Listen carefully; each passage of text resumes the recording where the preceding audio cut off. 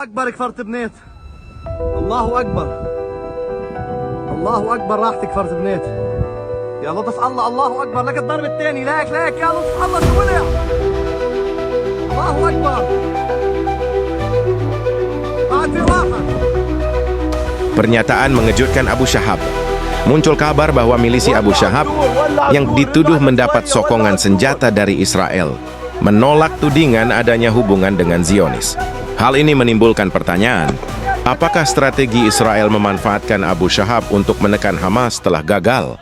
Meskipun Israel unggul dalam persenjataan, Abu Shahab yang semula dipersenjatai untuk menumpas Hamas justru kabarnya berbalik arah dan ikut membagikan bantuan kemanusiaan. Publik pun menduga bahwa kelompok yang dulunya musuh bebuyutan, Hamas kini malah memusuhi Israel. Abu Shahab menegaskan bahwa senjata yang diberikan tidak serta-merta menjadikan mereka boneka dari pihak yang mempersenjatai. Dunia tidak akan pernah memberitahumu kebenaran seperti ini. Jika kamu ingin terus mendapatkan analisis tajam, fakta-fakta tersembunyi, dan cerita di balik layar konflik dunia, jangan lupa klik subscribe dan nyalakan loncengnya. Bantu sebarkan karena kebenaran hanya menang kalau kita berani menyuarakannya. Tuduhan dan bukti dari Brigade Al-Qassam. Brigade Al-Qassam merilis video yang menuduh milisi Abu Shahab bersekongkol dengan operasi rahasia yang diduga dikendalikan Israel. Dalam video tersebut, pasukan Yasser terlihat menyusup bersama unit penyamaran Israel menyerang warga Palestina di Rafah. Keluarga Abu Shahab di Gaza sendiri mengutuk keras aksi kolaborasi ini, menyebutnya sebagai pengkhianatan yang memalukan. Dukungan Israel dan kecaman internasional.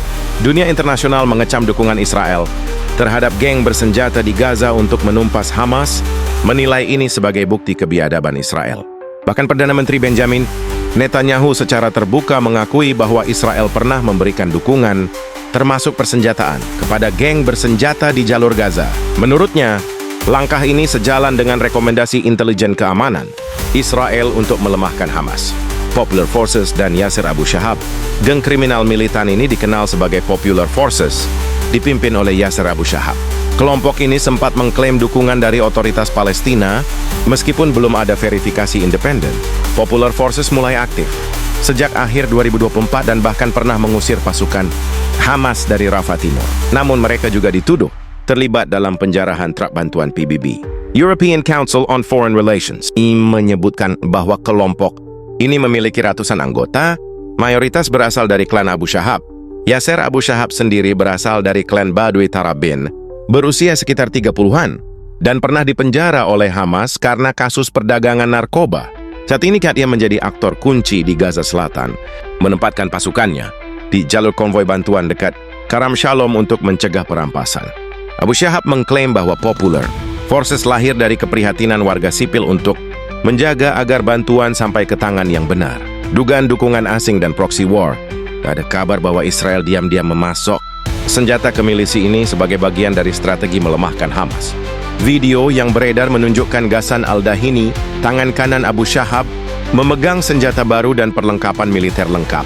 Rekaman lain bahkan menampilkan kendaraan dengan plat nomor Emirat, mengindikasikan adanya jaringan proksi yang lebih luas. Dugaan muncul bahwa aktor asing, termasuk Abu Dhabi, berperan dalam membiayai dan mempersenjatai kelompok ini untuk memecah belah perlawanan Palestina. Jurnalis Israel Baruhi Yadid bahkan menegaskan adanya dukungan finansial, pelatihan, dan fasilitas rehabilitasi dari Uni Emirat Arab untuk memperkuat milisi ini sebagai pion pasca konflik Gaza.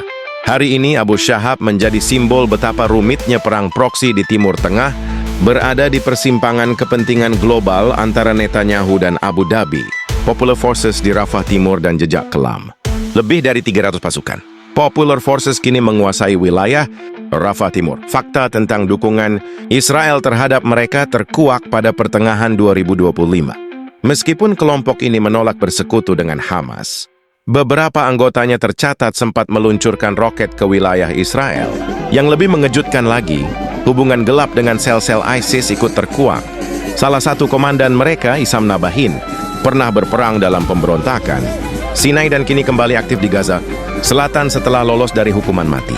Ghassan Al-Daini, putra dari petempur ISIS, juga muncul sebagai tokoh kunci dan terlibat dalam penculikan tentara IDF, Gilad Shalit beberapa tahun lalu, penjarahan bantuan dan balasan dari Hamas. Pada November 2024, Abu Shahab dan pasukannya menyerbu konvoi 109 truk bantuan PBB dan menjarah 98 diantaranya. Abu Shahab mengklaim bahwa aksi ini demi memastikan bantuan tidak disalahgunakan, sambil menuding Hamas sebagai pihak yang selama ini paling banyak mencuri bantuan. Sebagai balasan, Hamas mengeksekusi lebih dari 20 orang, termasuk kerabat dekat Abu Shahab, karena terlibat dalam aksi penjarahan. Tidak berhenti di situ, Popular Forces membalas dengan menyergap dan menewaskan 5 anggota Hamas atau seorang pejabat senior kelompok itu kemudian mengecam Hamas sebagai teroris yang menindas rakyat Gaza. Perang antara Hamas dan Israel sudah rumit, tetapi kehadiran kelompok seperti Popular Forces yang berada di zona abu-abu antara kriminal, milisi, dan proksi asing membuat konflik Gaza semakin sulit dipahami dan diselesaikan. Inilah wajah baru dari perang modern. Perang yang tidak lagi hitam putih. Perang yang tidak lagi sekadar penjajah dan terjajah. Tapi perang yang dikendalikan dari balik meja-meja elit dengan pion-pion lokal yang dimanfaatkan, dibuang, lalu diganti kapan saja.